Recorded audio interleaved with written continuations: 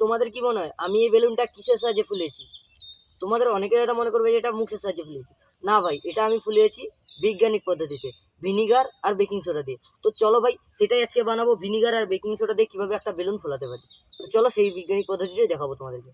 তার জন্য আমাদেরকে এটাকে প্রথমে এরকম কেটে দেবো, বেলুনটাকে এরকম অর্ধেকটা কাটবো। তো বেলুনটা অর্ধেক কাটবো, তো এটাকে রেখে দেবো। তারপরে এরকম ঘরে পড়ে থাকা ধূপের প্যাকেটগুলো থাকে না, সেইটাকে আমরা নিয়েছি এখানে ব্যবহার করার জন্য। নেড়ু এটা ধরতো ভালো করে ধরে। তো এর ভেতরে ভিনিগার দিব।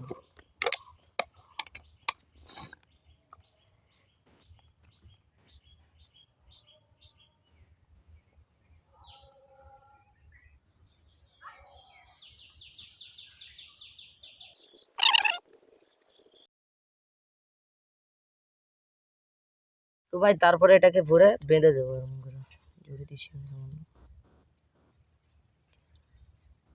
তো এটা কমপ্লিট হয়ে গেছে। এর ভেতরে বেকিং সোডাটা দিব, বেকিং সোডাটা দিয়ে তো ভেতরে থাকা এই যে এটাকে এর ভেতরে ঢুকাবো। না ঢুকা, ওটা দিতে হবে, এটাকে ঢুকা।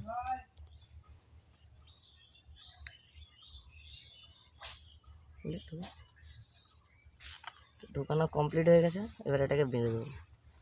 বাঁধ না, বাঁধ, টেলে বাঁধ, টেলে বাঁধ।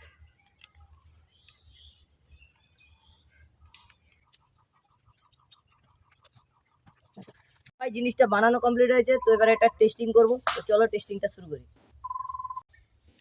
তো ভাই এটা ভালো করে লক্ষ্য করো তোমরা, এই জিনিসটার হচ্ছে টেস্টিং করবো। সাইজটা প্রথমে তোমরা দেখে নাও, এটা হচ্ছে সাইজ। তো ভাই এবার এটা টেস্টিং করবো। তো দেখো এটা জাস্ট এরকম রাখছি, দেখো ভাই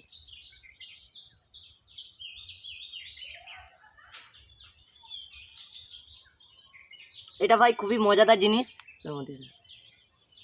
তো ভাই এটা হচ্ছে খুবই মজাদার জিনিস, এটা চাইলে তোমরা তোমাদের বাড়ির বাচ্চা টাচ্চাকে দিয়ে খুবই আনন্দ পাবে। ভাই তোমাদের অনেকের মনেই হয়তো প্রশ্ন আসতেই পারে যে আমি এই জিনিসটা যে করলাম, এটা কিভাবে ভিনিগার আর সোডিয়াম এর সাহায্যে কিভাবে এটা করলাম।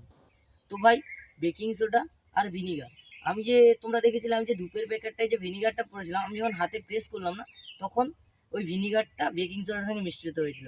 আর যার ফলে ভাই একটা গ্যাস উৎপন্ন হয়েছিল, যার জন্য এই বেলুনটা ফুটেছিল। তো গ্যাসটার নাম ছিল কার্বন ডাইঅক্সাইড। ভাই আর ভাই শেষে তোমাদেরকে একটাই কথা বলবো, ভিডিওটা ভালো লাগলে লাইক টাইক করে দিয়ে যাও। আর এই বেলুনটার জন্য তো অন্তত লাইকটা করে দিয়ে যাও। এই বেলুনটার প্রাপ্য ভাই, এটা বহু কষ্ট করেছে এই বেলুনটা।